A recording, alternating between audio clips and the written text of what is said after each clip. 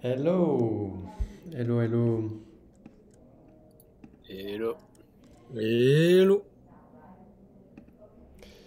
Eh bien, écoutez, je vous propose qu'on commence ce Baguette Call. Donc, le Baguette Call, c'est ce qu'on organise donc tous les mercredis soirs sur The Arch. The Arch, la communauté française de passionnés Web3 qui souhaitent build, collaborer et apprendre dans cette space-là. On organise On organise tous les lundis soirs, mercredis soirs, pardon, le Baguette Call pour présenter un ou des projets dans l'écosystème global. On présente aussi les news crypto, NFT pour faire une review et être update de euh, toutes les news qu'il peut avoir. On va ce soir commencer par une présentation de SudoSwap, la marketplace décentralisée un peu hot dont tout le monde parle, et ça sera présenté par Léo. Léo, je te laisse t'introduire. Hello, hello. Du coup, donc effectivement, je vais faire une petite présentation de SudoSwap, qui est un protocole qui est assez intéressant, qui est sorti il y a, je crois, un mois et demi. Donc, on va parler, à mon avis, de financialisation des NFT, de tout ce qui tourne autour un peu de l'enjeu, des NFT, pourquoi pas des fees, qui est un sujet assez chaud et assez intéressant, je pense. Alors moi, personnellement, j'ai débuté dans la crypto il y a 2 ans. J'avais un background un peu plus marketing et design avant. Et voilà, je suis dans la crypto depuis à peu près 2 ans. Je ne sais pas à quel point il faut que je me présente, mais en gros, j'ai monté un groupe qui s'appelle Kaizen DAO, qui est une DAO en fait d'investissement où on fait différents projets. J'ai aussi une agence de NFT, donc c'est un sujet qui me passionne beaucoup, qui s'appelle Cryptagency. Et là, je travaille sur un projet toujours de NFT, plus en lien avec la musique, qui est un peu en style build, sur lequel on travaille depuis à peu près 3-4 mois. Et voilà, en gros, mon parcours en crypto. Très cool. Bah, merci à toi, Léo, en tout cas, d'être là ce soir et de pouvoir nous présenter SudoSwap. De toute façon, on mettra tous les liens de ton Twitter, tous les agences que tu as citées et comment on peut finalement te reach. Donc, je pense que c'est sur Twitter qu'on peut le plus facilement te reach. Ouais, sur Twitter ou Telegram, Ok, je suis assez dispo. ok, ok. Cool. Bah, écoute, je pense qu'on peut commencer la présentation de SudoSwap. Let's go. Vas-y, carrément. Qui était en fait en pixel art, Voilà, j'ai donc tout de suite comme je su que c'était disais tout à l'heure, Pixaora. c'est un protocole qui est assez jeune. C'était Pixaora. C'est un protocole qui est assez jeune, développement depuis à peu près peut-être 6-7 mois, qui est fait du coup par Owen, qui est un créateur qui a fait les NFT Xmon, donc je peux vous montrer ça direct. Mais qui est du coup voilà, quelqu'un d'assez connu dans le CT US, qui fait énormément de projets et du coup qui a dévoilé SudoSwap assez récemment. Alors l'idée, c'est pas quelque chose de forcément nouveau. La collection est juste là, je vais pouvoir vous la montrer. L'idée est pas forcément nouvelle, mais c'est la manière de le faire qui est intéressante. En fait, pour expliquer l'idée très simplement, on va avoir des marketplaces comme OpenSea, donc, que tout le monde connaît, qui sont des marketplaces donc, à order book, donc l'équivalent de ce que pourrait être Binance, mais avec des NFT. Donc voilà, il va y avoir des offres, des achats, donc des buy, des sell, qui vont être directement disponibles off-chain. Euh, donc c'est pas on-chain. En gros, l'idée, c'est vraiment que c'est OpenSea qui stocke ça. Et je vais pas trop rentrer dans les détails pour pas vous perdre. Mais en gros, il y a certains désavantages à cet order book là, euh, notamment ce qu'on a pu voir il y a à peu près 3-4 mois, où il y a eu pas mal de hacks et de problèmes autour de ça. Parce que quand tu as une organisation qui est à la fois on-chain et off-chain, ça peut te permettre d'avoir beaucoup de problèmes à ce niveau-là. Donc l'idée, en fait, là, c'est plus d'adapter le modèle AMM, donc ce qui est venu vraiment avec Uniswap. Donc pour un petit rappel, c'est en gros avec des poules de liquidité. et de permettre de trade de manière plus ou moins décentralisée et vraiment utiliser la liquidité d'autres personnes. Donc c'est pas des order books. Et donc voilà l'idée de SudoSwap. Donc ça a plusieurs avantages, je pense qu'on reviendra là-dessus un peu plus tard. Le premier projet qui a réellement créé ça, c'est NFTX. Donc je voulais préparer juste là, qui est du coup un projet qui me semble à peu près 1 an maintenant. Donc c'est un projet qui pour le coup a bien marché, il y a beaucoup de liquidités, que ce soit sur des punks, des milady, des doodles, enfin énormément de collections qui fonctionnent bien. Mais en fait la différence du coup entre NFTX et SudoSwap, qui est vraiment le concurrent on va dire principal, alors c'est 2 trucs, c'est les frais qui sont moins élevés et c'est en fait la possibilité d'avoir des assets un peu plus long tail, c'est-à-dire en fait des assets qui n'auront pas forcément beaucoup de liquidité. Et par exemple, si demain je sors une collection qui est vraiment très lockable, donc pas avec forcément beaucoup de trading et ce genre de choses, je peux la mettre sur SudoSwap, mais pas sur NFTX. Et en fait, ça, c'est une différence qui peut paraître assez anodine, mais qui est super importante parce que le marché des NFT est très différent des marchés crypto, donc tokens classiques. La différence principale, c'est qu'il va y avoir beaucoup plus d'assets et vraiment, il y a des tokens, enfin des NFT du coup qui sortent vraiment tous les jours. Vous pouvez voir sur OpenSea, il y a plein de collections. Et en fait, l'intérêt de ces order books-là, enfin des order books, c'est vraiment de pouvoir accéder à ça. Et c'est quelque chose qui n'était pas disponible sur les AMM avant. Et grâce à SudoSwap, c'est disponible. Et on a vu des collections, par exemple comme Sudo Inu, qui sont vraiment lancées à 100% sur SudoSwap. Et du coup, ça permet d'avoir un marché décentralisé, accessible à tous. Donc c'est capital efficient. Donc il n'y a pas forcément besoin, tu vois, qu'il y ait une whale qui vienne avec 100, 200 Ethers pour que la collection soit accessible. Et donc voilà l'idée. Il y a eu beaucoup de traction sur SudoSwap. Je pense que je peux vous trouver un dashboard juste là. Mais le début a été vraiment assez intéressant. On a eu plusieurs millions de trading les premiers jours. Voilà, donc là au total, je crois qu'on a 40 millions à peu près. Et les volumes sont assez stables. On est sur du 1100 Ethers à peu près daily, donc c'est quand même assez bien pour ce genre de plateforme.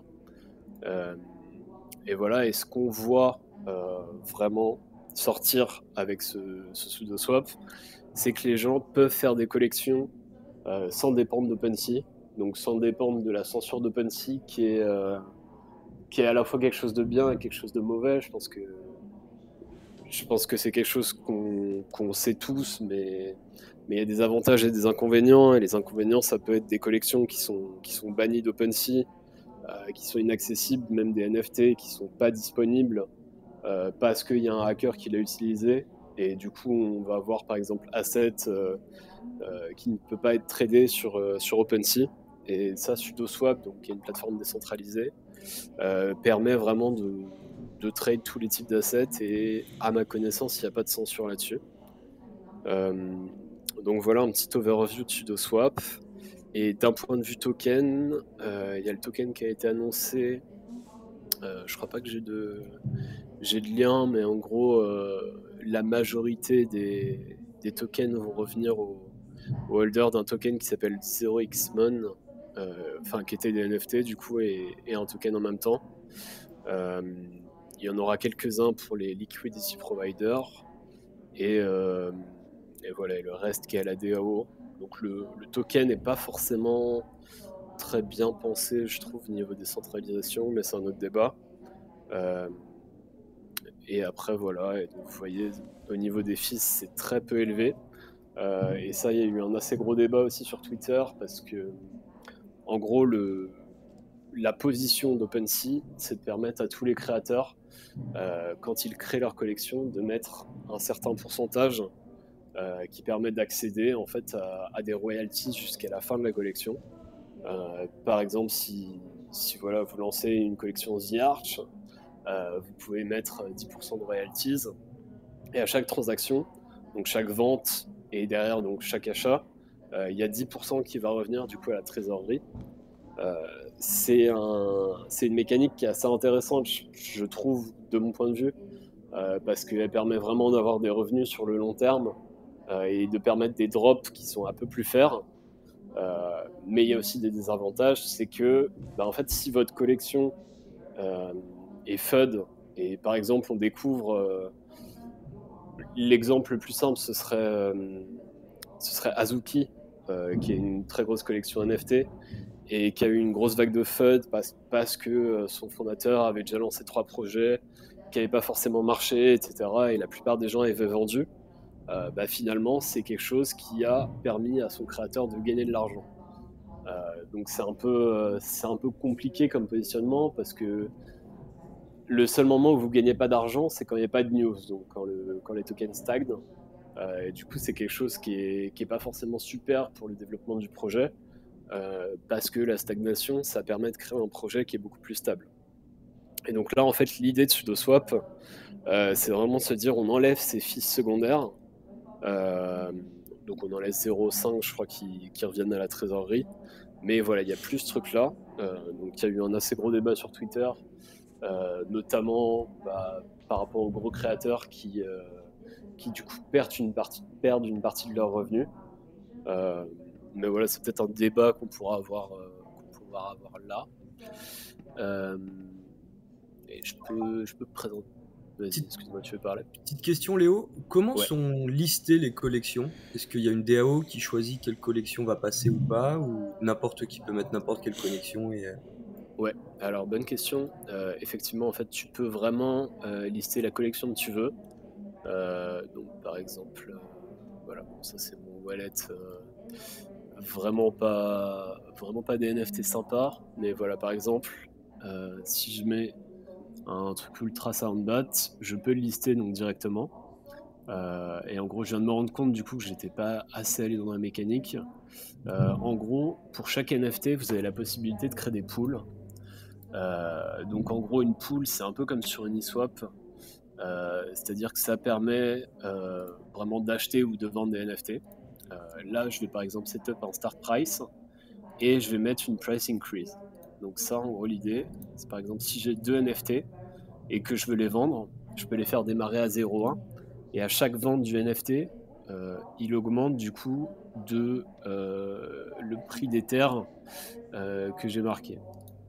Donc par exemple là, si je mets ces deux-là dans une pool, les gens pourront me l'acheter à 0,1 Ether, et le second, ils pourront me l'acheter à 0,1, enfin 0,5, 0,15 pardon.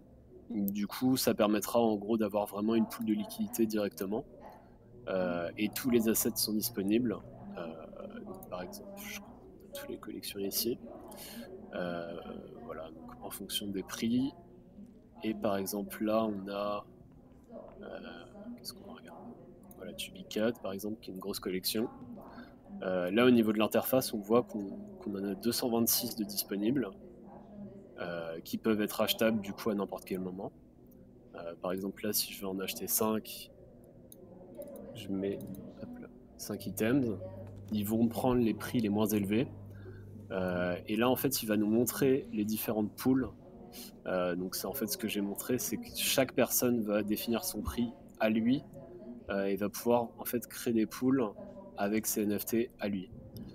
Et derrière il va y avoir une sorte d'agrégation où je pourrais choisir tout ça. Donc voilà, par exemple pool, c'est là. C'est un peu moche à comprendre, mais en gros l'idée c'est vraiment de pouvoir mettre des NFT, de pouvoir mettre aussi des Ethers. Ça permet de faire des achats en fait où je vais dire, par exemple, si je veux acheter des Tubicat à 0.09 par exemple, je peux faire une offre de collection. Je peux dire que j'en veux 10, du coup à 0.09. Là, je peux decrease si besoin. Et voilà. Oups. Je sais pas pourquoi je peux pas en mettre plus. Ouais. Voilà, et donc là, je peux mettre 0.9 Ether. Et en gros, les gens pourront me vendre directement leur NFT, comme ça se ferait par exemple sur OpenSea. Donc voilà l'idée. Ce qui est vraiment intéressant, c'est que du coup, sur n'importe quel asset, vous pouvez créer votre pool. Donc ça dépendra juste en fait de ce que les gens veulent acheter. Et là, on peut voir qu'il y a vraiment des pools avec 6 NFT, avec 12 NFT, donc des trucs avec très peu d'assets, mais qui ont quand même avoir du volume. Là, par exemple, on a une pool avec 6 NFT et qui a 70 Ethers de volume. Donc c'est assez énorme et ça permet d'avoir de la liquidité sur un peu tout. Et je vais pas forcément trop rentrer dans les détails, mais les bonding curves peuvent être changées. Donc vous pouvez mettre par exemple, si vous avez 3 NFT, vous pouvez mettre qu'un NFT soit à genre 1 Ether, le second peut être à genre 10 Ethers, et le troisième peut être à 100 Ethers. Donc c'est vraiment très customisable, et ça permet de faire plus ou moins ce que vous voulez avec vos collections et avec vos NFT.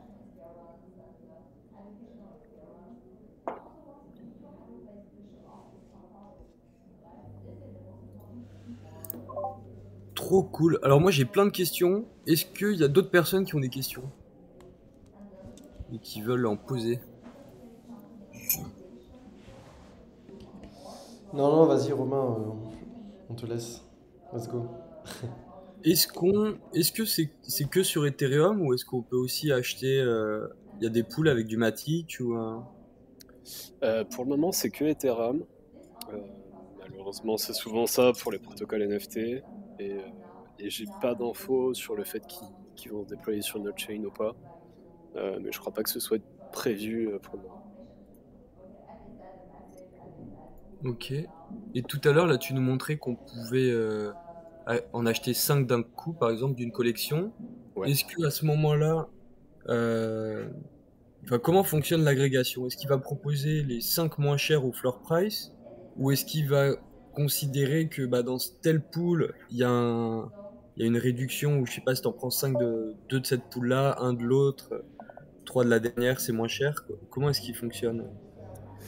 Alors, si je dis pas de bêtises, c'est assez simple. C'est-à-dire qu'il va en gros chercher tous les NFT, il va calculer le prix pour chaque achat. Et en gros, il va faire son agrégation directement là-dessus. Et du coup, effectivement, il va prendre en compte les paramètres de la pool. Après, l'agrégation, c'est aussi un sujet qui est important pour SudoSwap. Parce que, en fait, actuellement, le marché est surtout dominé par Genie et par Gem, qui sont du coup d'autres agrégateurs.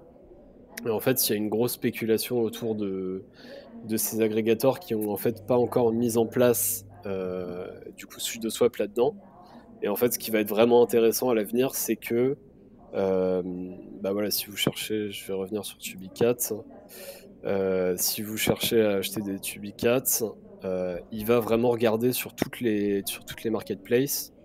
Donc on va avoir LuxRare, NFT20, NFTX, OpenSea, X2Y2 et SudoSwap. Et du coup, là-dessus, il y aura vraiment beaucoup plus de volume et des prix qui seront sans doute beaucoup plus intéressants grâce à Sudo. Trop cool. Les crypto Digbut. Est-ce qu'il y a le crypto Digbut de Suavo? De quoi? Suavo Capital. Tu sais qu'ils avaient un peu spéculé sur cette collection. Ah ouais. C'est une bonne question, je sais pas. Et là, ils ont lancé le token, tu nous as dit ou pas? J'ai pas bien compris. Ils ont annoncé la supply du token, qui est en gros, alors je vais vous le retrouver, mais qui est en gros, je crois, 40% pour 0xMon. Voilà, celle-là. Bon, c'est pas très visuel, mais en gros, 42% pour les holders de Xmon. Il y a un airdrop de 1,5% de la supply pour les LP et le reste qui est pour la trésorerie en gros. Et ça devrait être lancé, je pense, dans 2 ou 3 mois, si je dis pas de bêtises. Ah voilà, il y a la supply qui est un peu plus jolie ici. Et ouais, en gros, l'idée c'est de décentraliser un peu le protocole et de pouvoir faire des votes. Donc je pense que pour rebondir sur ta question de tout à l'heure, je pense que s'il y a un déploiement sur Polygon ou ce genre de choses, ce sera voté par la DAO. Et j'avoue, ce serait très cool parce que sur Polygon, il n'y a pas forcément beaucoup de marketplace. Ça peut être très sympa de le voir là-dessus. Ils sont combien dans la team aujourd'hui? Ça roule.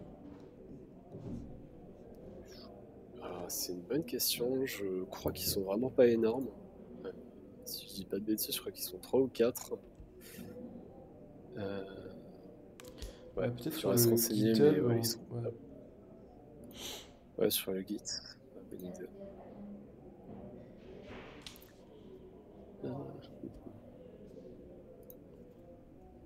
Mais du coup, enfin, est-ce que vous pensez que par exemple ils peuvent faire aussi enfin, dans les stratégies, je trouve que c'est assez intéressant de même reprendre la stratégie qu'avait fait Luxrare sur l'attaque vampire avec leur token. En vrai, ça pourrait être une des stratégies pour eux de dire on va airdrop notre token à des mecs de Luxrare, ça serait vraiment drôle. Pousser la Ouais, alors, décentralisation encore plus loin. ouais, il y avait une grosse spéculation autour du token. Finalement, il a voulu donner la plupart de la supply à ses supporters d'avant, on va dire. Après, tu vois, toujours dispo à la gouvernance et c'est un truc qui est faisable quand le token sera disponible. Mais après, on voit aussi des forks de SudoSwap commencer à sortir. Ok. Donc, il faut faire attention parce qu'il y en a pas mal, tu vois, qui sont des arnaques. Je crois qu'il y a eu, je sais plus comment il s'appelle, la Sudorare, je crois qu'il s'appelait, qui voulait faire, comme tu disais, c'est-à-dire faire un fork entre guillemets de SudoSwap et en même temps de LuxRare. Donc avoir ce truc-là derrière, mais il s'avère que c'était un scam. Ils ont Mais bien peut-être rug. que ça se fera. Ouais, ils ont bien rug. Ça roule. Est-ce que tu as des stratégies d'invest où en mode tu es là, tu vas entièrement swipe un floor en achetant, je sais pas, 10, 20, 30 NFT et tous les remettre à un prix plus cher? Est-ce que tu vois des opérations comme ça qui sont faites sur SudoSwap?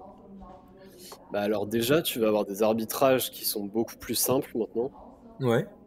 C'est-à-dire que, bah, en gros, pour expliquer l'arbitrage, c'est vraiment tu achètes un NFT à tel prix et tu vas essayer de le revendre à tel prix. Donc par exemple, le truc qui est le plus intéressant, c'est d'aller voir ici dans la page collection et de voir par exemple Best Offer. En gros, Best Offer, ça vous permet d'avoir de la liquidité instantanée.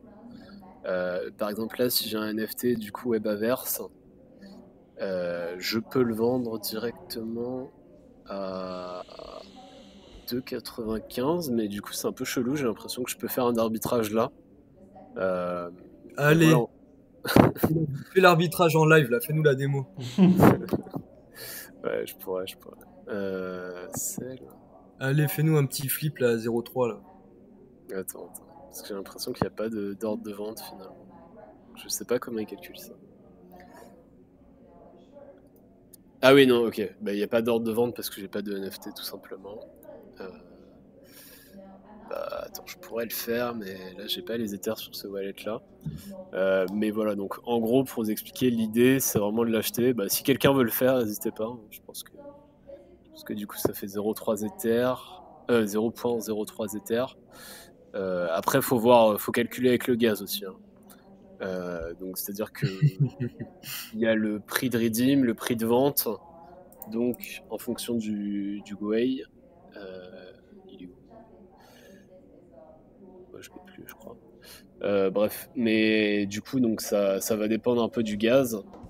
Mais en gros, ce que vous pourriez faire, c'est par exemple de l'acheter là, de le revendre à cette offre-là. Et pareil, sur NFTX, si on trouve une collection avec des offres, par exemple, je pense que Dazed Cool, il doit y en avoir. Sinon, Tatazuki. Ouais, donc Azuki. Putain, il n'y a pas beaucoup de NFT.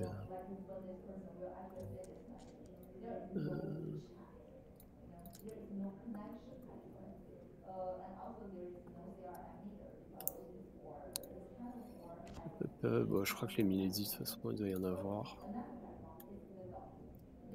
Voilà, là par exemple, on peut en acheter à 0,37. Et par exemple, on pourrait avoir, tu vois, un achat ici Là, par exemple, on peut l'acheter à 0,35 et on pourrait le revendre, si c'était le cas, par exemple, si le prix est plus élevé, à 0,36 ici sur NFTX. Et pareil sur OpenSea, donc je pense que vous captez le truc. Et c'est une stratégie qui peut assez bien marcher avec de l'automatisation. C'est-à-dire que vous foutez des bots sur du coup un peu toutes les marketplaces. Et voilà, vous pouvez acheter, vous pouvez vendre en calculant le gaz. Et ça, je sais que depuis un mois, c'est un truc qui est beaucoup fait, surtout sur les collections avec pas mal de liquidités. Parce que voilà, c'est de l'argent gratuit, c'est très simple à mettre en place. C'est même plus simple que sur des tokens parce qu'il n'y a pas à calculer le slippage et ce genre de choses. Et même la taille de la pool, donc c'est assez simple à mettre en place. Et c'est accessible à peu près à tous les budgets. Et après, pour répondre à ta question, au niveau des strats, actuellement, il y a quelques collections qui se lancent directement sur Sudo. Donc, ils vont mettre en fait tous leurs NFT sur SudoSwap. Donc, ça permet vraiment de faire des stratégies qui sont différentes de sur OpenSea. Là où en fait, les gens vont pas lister de la même manière et vont généralement moins undercut le floor que sur OpenSea. Et du coup, ça te permet aussi d'acheter en bulk et de rendre ça un peu plus simple à acheter et plus de volume derrière. Ok, trop cool. Et du coup, quels sont les risques liés à ça? Le risque, c'est un problème de liquidité, quoi. C'est que tu as acheté un NFT, tu as essayé de le revendre plus cher et personne n'en a voulu, ça continue de descendre. Ouais, c'est les risques un peu classiques de la crypto, donc problème de smart contract. Normalement, c'est un peu audité, mais il peut y avoir des problèmes, pourquoi pas à l'avenir. Le risque aussi, c'est de se foirer quand on liste les NFT et de les vendre un peu moins cher que prévu. Après, il y a très peu de risques si vous comprenez bien la plateforme et la mécanique autour. Donc c'est simple.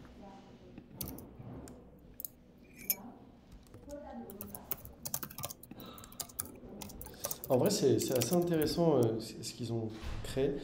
Tu disais du coup qu'il y avait pas mal de forks de SudoSwap. Enfin, c'est assez. Au final, c'est juste du front qu'ils ont créé et tu vois, tout le monde est en train de le forker et c'est celui qui aura le meilleur front qui va gagner finalement ce. Du coup, tu disais que la tokenomics, c'est pas. Enfin, là, ils en parlent un petit peu ou pas? La tokenomics, non, pas trop encore. Ok. Mais à ce qui paraît, c'est principalement gouvernance. Et pour répondre, ouais, effectivement, c'est. En fait, ils vont aussi fork le back parce que le back est assez poussé. Et en fait, ça paraît simple, mais c'est assez avancé ce qu'ils ont fait. C'est-à-dire que sur cet article-là, c'est sur le blog de SudoSwap, si vous voulez vraiment regarder, ils expliquent en fait vraiment toute la réflexion derrière et la différence avec NFTX. Donc ce tableau résume un peu tout. C'est au niveau en fait du pricing des NFT et de la profondeur de la liquidité. Donc en fait, l'intérêt de SudoSwap, à la différence de NFTX, c'est qu'il n'y a pas besoin qu'il y ait beaucoup de NFT. Et du coup, ils n'ont pas besoin d'incentive les gens, à la différence de NFTX, à mettre leur NFT directement dessus. Et ça, du coup, ça leur permet d'avoir moins besoin d'un token parce que ils n'ont pas besoin de ça pour que l'app fonctionne. C'est un peu une hyperstructure dans le sens où ça peut fonctionner sans token. Les gens peuvent toujours l'utiliser et il n'y a pas ce besoin d'incentive permanent derrière ça. Et effectivement, du coup, il commence à y avoir des forks. Je crois qu'il y en a un sur Solana qui a l'air assez legit. Après, je vous laisse faire vos recherches, j'en ai pas fait plus que ça. Et je pense qu'il va y en avoir d'autres aussi sur Ethereum, peut-être avec plus de dynamique autour des tokens et une incentive un peu plus intéressante que simplement de la gouvernance.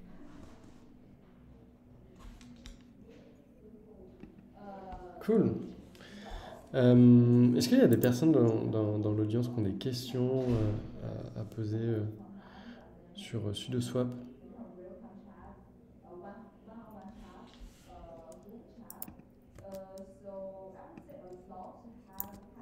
Je trouve ça trop cool en tout cas cette petite presse. Toi, à quelle fréquence tu l'utilises et dans quelle situation tu l'utilises un peu? Alors, honnêtement, je suis plus trop sur les NFT. Je pense comme la plupart depuis un peu le bire autour des NFT, donc je trade pas spécialement. J'ai fait quelques achats. En gros, c'est intéressant pour avoir de la liquidité instantanée. Par exemple, si vous voulez vendre un NFT, que vous avez besoin, par exemple, de, je sais pas, 1 ou 2 Ethers pour acheter un token, vous pouvez le faire directement. Et comme je vous ai dit, vous avez les offres là. Et en gros, vous pouvez voir donc dans vos NFT, bon, là ce ne sera pas très représentatif, mais en gros, vous pouvez voir directement les offres qui sont disponibles et vous pouvez les vendre instantanément. Donc ça déjà c'est cool comparé à OpenSea, parce que sur OpenSea, bah, déjà si vous avez des NFT qui sont pas très connus, il peut ne pas y avoir du tout de liquidité, donc attendre 1, 2 semaines pour vendre votre NFT.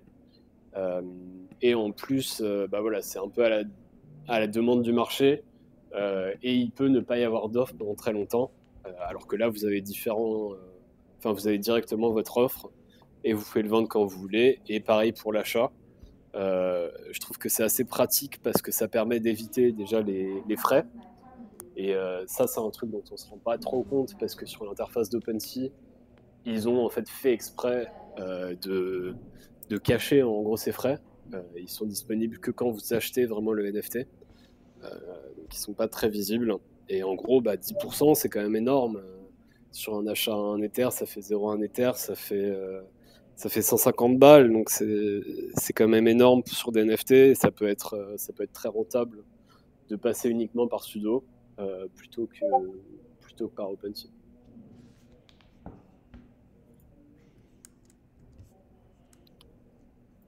Et ça permet aussi d'économiser pas mal de gaz aussi si vous voulez faire des opérations D'arbitrage enfin, ou si des vous choses voulez comme ça. sweep genre Ouais. ouais déjà ça, mais en plus si vous voulez sweep 10-20 NFT, leurs contrats sont assez optimisés et ça évite de payer les frais d'OpenSea qui peuvent être un peu plus élevés généralement. Ok. Et donc, qui c'est qui a déjà fait des transactions dessus ou qui pourrait.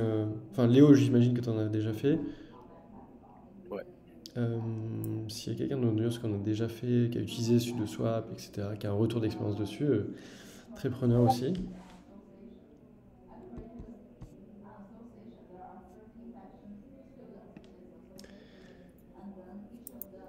Et bah sinon, je vous propose, enfin, s'il y a d'autres personnes qui ont des questions, n'hésitez pas.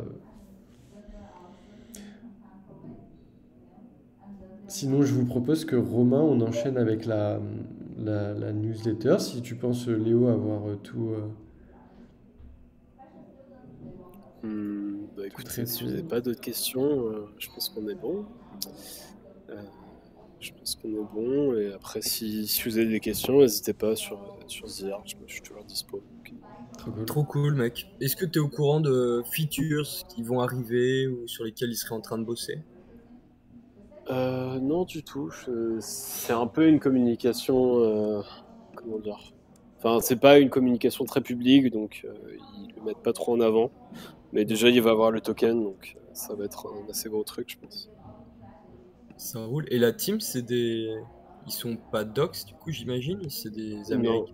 Qui... non, ils sont pas docs. Je connais pas leur nationalité, mais en gros, le plus connu, c'est Owen, donc qui est très connu sur le site US et qui est très respecté.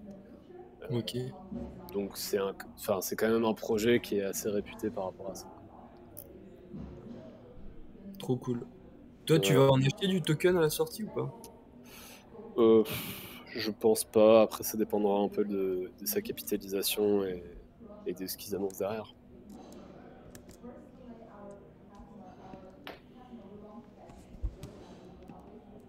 Ok, Ça ok. roule. Très cool. Bah, Romain, je te propose c'est qu'on sorte ta newsletter pour voir un petit peu les points Ouais, actualité cette semaine et la semaine dernière. avec plaisir. Je te propose qu'on aille très vite pour garder un peu de temps si on doit terminer à 8 heures Ouais, pour Féfé. Yes, clairement, ouais. Féfé, t'as besoin de combien de temps? Hein? T'as besoin de combien de temps pour nous présenter Notion? Non, mais tu sais, c'était. Enfin, je voulais pas le faire de manière Ouais, formelle, tu vois. on fera De ça manière après. informelle. Je pense que on peut faire enfin, les 5 news un peu importants de la semaine et semaine dernière, et puis ensuite on clôturera ce live, je pense. Ça roule les gars. Eh ben écoutez, c'est parti, j'ai streamé. Je sais pas si tu vois mon écran ou pas encore. C'est bon, je suis bon. Déjà, j'ai vu que Meta, est-ce qu'ils ont sorti une métaverse, une seconde métaverse t'as arrêté. Arrête. Tu vas me chambrer comme ça? Pour rappel, Romain nous a teasé une nouvelle métaverse sur laquelle Meta était en train de préparer. C'était un joli scam dont, dont Romain avait bien affiché dans sa newsletter.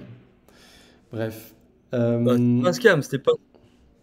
Ouais, on sait pas trop ce que c'était. Mais du coup, ouais, j'ai vu cette news comme quoi Meta allait lancer, ou avait lancé, je crois, aux US la possibilité de mettre ses NFT et du coup avoir le, le badge collectibles sur Instagram et Facebook. Ils ont publié en fait la news sur les réseaux sociaux. C'est intéressant. Ils utilisent Polygon. Ils sont sur Polygon, il me semble. Je sais pas si d'autres personnes avaient checké. Et pour le Ouais, moment, j'aime bien ce genre et de pour, fiche. T'as pas mal de gens qui se mettent à partager leurs NFT, etc. ouais, Ça attise la curiosité, ça amène du monde. ouais, c'est ça. Pour onboarder, c'est plutôt sympa, ouais.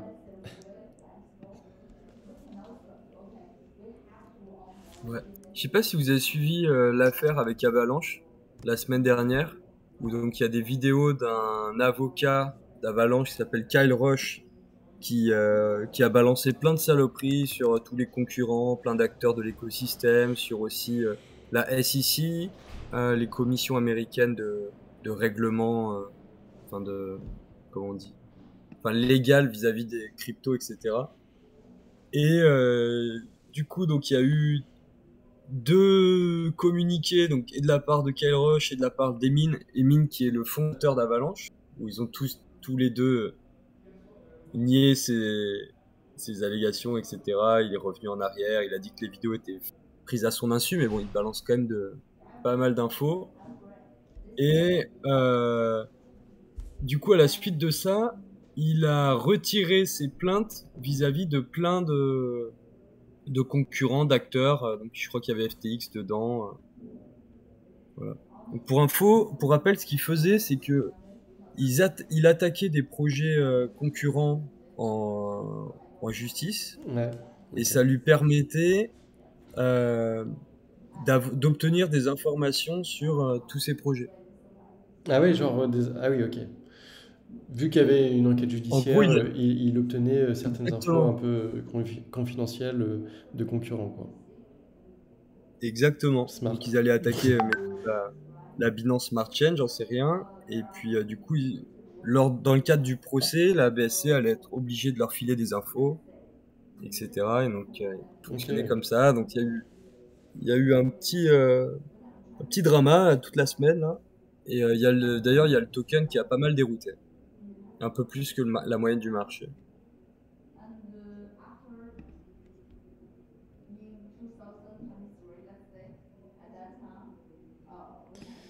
Donc là, il y a le merge qui arrive bientôt. On a des news par rapport à ça. S'il y a des personnes qui sont capables de résumer quels vont être les gros changements du merge, on est preneur. Je sais pas, Léo, t'as un peu de ressources là-dessus ou des choses à partager sur le merge?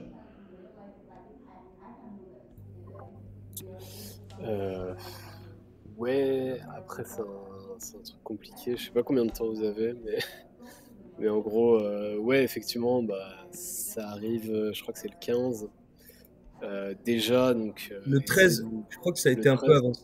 Ouais, ça ouais, s'est avancé avec les haches. ok. Donc, ouais, ça arrive le 13. Honnêtement, c'est un événement qui est un peu compliqué à prendre en main parce que il y a beaucoup de choses qui vont changer et il y a beaucoup de dangers aussi derrière. En gros, moi, je me positionne plus d'un point de vue stratégie, plus que long terme. Mais en gros, il y a deux stratégies. Soit vous essayez de maximiser votre nombre d'Ethers, donc sur du coup Ethereum, pas sur des Layer 2, etc. Pour en gros se positionner sur des potentiels merges euh, et avoir des Ethers en Proof of Work. Donc en gros, l'idée, c'est qu'il y a des blockchains qui veulent faire des forks, en gros, d'Ethereum pour le laisser en Proof of Work. Donc il y en a une qui est backée par Justin Sun et il y en a certaines autres qui sont aussi disponibles. Et en gros, l'idée, c'est que tous vos Ethers vont être transformés à la fois donc, en Ether Proof of Stake et aussi en Ether Proof of Work. Donc ça vous double votre argent, mais c'est pas sûr, tu vois, qu'il y aurait de la valeur derrière ces Ethers. Euh, donc ça, c'est la première stratégie. Et la seconde, c'est vraiment de se barrer aussi loin que possible que d'Ether pendant le merge pour éviter potentiellement une catastrophe et potentiellement un Black Swan autour du merge. Euh, donc c'est vraiment faire attention. Moi, c'est la stratégie que je préfère prendre. Et c'est vraiment aller sur des chains comme Tron, comme Solana et utiliser des stablecoins pour ça. Donc voilà, c'est deux stratégies. Et après, l'impact sur le long terme, c'est potentiellement des frais moins élevés, un Ethereum plus ou moins déflationniste, mais c'est un truc assez débattu et je pense qu'on verra petit à petit si c'est un truc qui fonctionne ou pas sur les économies vraiment d'Ethereum derrière. Ouais. Après, pour les frais, j'ai plutôt lu que c'était pas vrai et qu'il y allait pas vraiment avoir de diminution de frais de transaction. Et Bah, en ouais, fait, pardon. c'est un peu compliqué parce que comment dire, c'est une économie qui est basée sur plein de choses. C'est basé sur le prix, c'est basé sur l'utilisation de la chain et c'est basé aussi sur un peu l'inflation des tokens. Donc, honnêtement, pour avoir pas mal étudié le truc, c'est un peu flou pour tout le monde, j'ai l'impression. Et je pense qu'on verra vraiment les premiers jours s'il y a des frais moins élevés, si c'est plus accessible ou si au contraire les prix augmentent, quoi. Ok, ok, intéressant. Et du coup, enfin, quand tu te dis que tu vas que pour te sécuriser, tu vas te mettre le plus loin possible d'Ethereum, tu gardes pas tes Ethers sur un cold wallet type Ledger, quoi. Carrément, tu les switches de chaîne. Alors, pour le coup, pour les stablecoins, parce que je suis principalement stable, je vais vraiment les switch de chain. Ok. Il faut faire attention aussi par exemple, sur Avalanche, il y a une grosse partie des USDC qui sont en fait backés par des USDC qui sont sur Ether. Ouais. Donc, il faut faire attention à ça parce que s'il y a un problème sur Ethereum, ça va se répercuter sur pas mal de chains, donc les Layer 2 logiquement, mais aussi sur voilà, des chains comme Avalanche, sur potentiellement peut-être Phantom aussi au niveau des bridges. Donc, ouais, faire attention à ça. Et après, je garde quelques Ethers sur Ethereum, mais rien d'énorme, quoi. Ok, cool. Bah, hâte d'être Ok. le 13 du coup. Ouais, Dans, ça va être intéressant. dans 6 jours. Et du coup, pour toi, Léo, quid de laisser des jetons sur des plateformes centralisées type Binance? Euh, Ça dépend. Généralement, c'est un peu. Enfin, ça n'a pas trop d'intérêt parce que c'est backé toujours par Ethereum. Donc, si Ethereum est down, le token ne vaut plus rien non plus. Euh, donc, en soi, faut passer tous les Ethers sur la blockchain et si possible, passer tous les tokens aussi parce que du coup, ça permet d'avoir du coup ce fork et Les deux fois les doublons, ouais. tokens. Voilà, c'est ça. Ouais, ouais, carrément. Je sais pas Après, si... Ouais, après honnêtement, le moment du fork, ça va être vraiment l'apocalypse, dans le sens où il y a des gens qui bossent depuis à peu près 2 mois pour vraiment optimiser au maximum leurs transactions. Et en gros, ils ont mis en place des bots qui vont permettre de dump instantanément leurs tokens Ouais, c'est le plan. sur différentes blockchains. Donc ça va être, je pense que ça va être intéressant à voir, mais je pense qu'il peut y avoir Un peu de sang. potentiellement des hacks et des trucs un peu ouf qui apparaissent, quoi. Ouais, je pense aussi. Je pense aussi. Il va y avoir beaucoup de bots qui vont dumper à la gueule de tout le monde et on sait pas Ouais. trop quelle réaction ça peut avoir. C'est dur d'anticiper, Ouais, c'est je ça. trouve. C'est assez dur d'anticiper. C'est dur d'anticiper, mais du coup, je pense que pour des gens moins sophistiqués, qui n'ont pas des bots, qui gèrent moins tout ce qui est vraiment automatisation derrière de la blockchain, je pense que le mieux, c'est de rester le plus loin possible et de regarder avec ces petits popcorn ce qui se passe, quoi. Ouais, carrément. Je vais être de ceux-là aussi. Mais en tout cas, c'est cool le tips de passer ces stablecoins sur une autre chaîne. J'avoue, j'y avais pas pensé. Bah, c'est ce que je conseille dans le sens où normalement le merge devra bien se passer.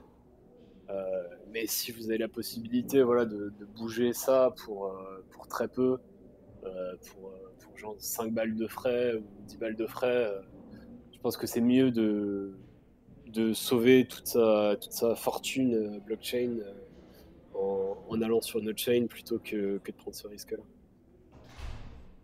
C'est clair. Quid des... Si tu veux nous dire un mot sur les NFT pendant le merge?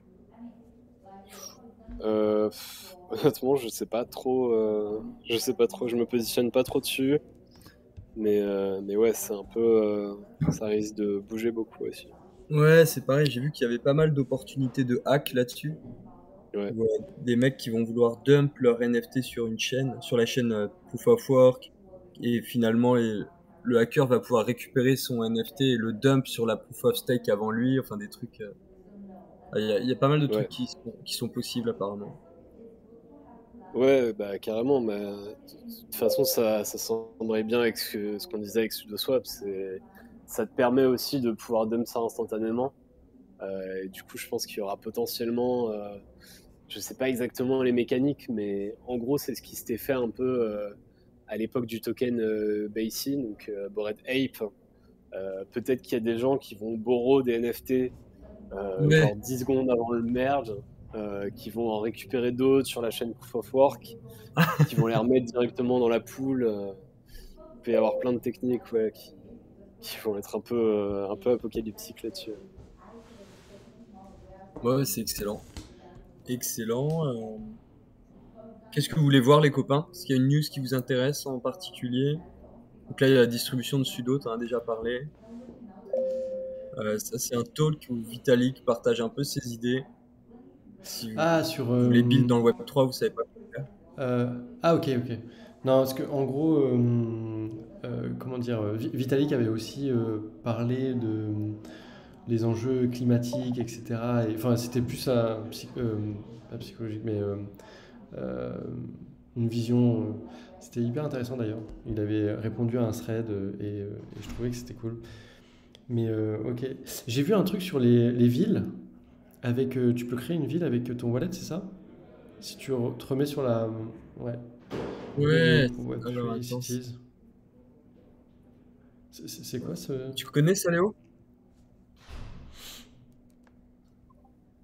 Ah oui, ouais, j'ai fait le testnet récemment. Tu l'as fait? C'est super cool. Ouais. Et tu peux nous en parler ou pas? Moi, j'ai pas testé. T'as pas testé?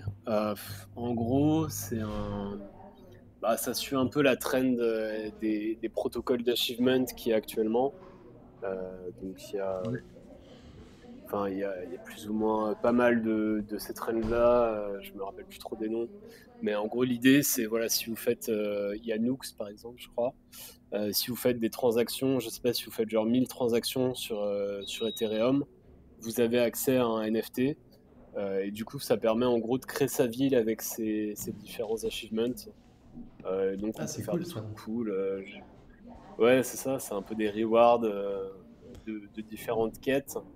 Et on peut penser peut-être à l'avenir qu'il y aura tu vois, des nouveaux protocoles qui vont lancer leur propre métaverse entre guillemets là-dessus et par exemple faire, je sais pas, une boutique.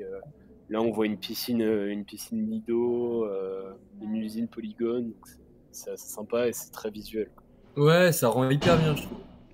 Ouais, de ouf.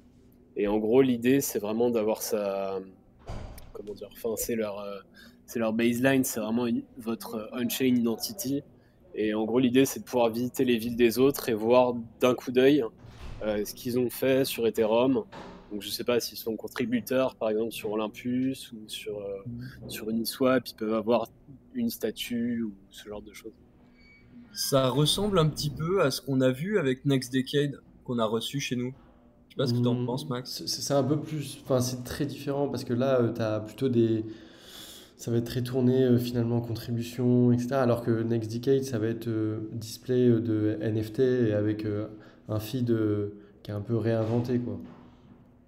Mais Ok. parce que là, ils prennent vraiment des. Tu vois, je regardais, je voyais Snapshot ou des choses comme ça où en fait tu vas vraiment voir ce que va faire le mec en contribution, tu vois.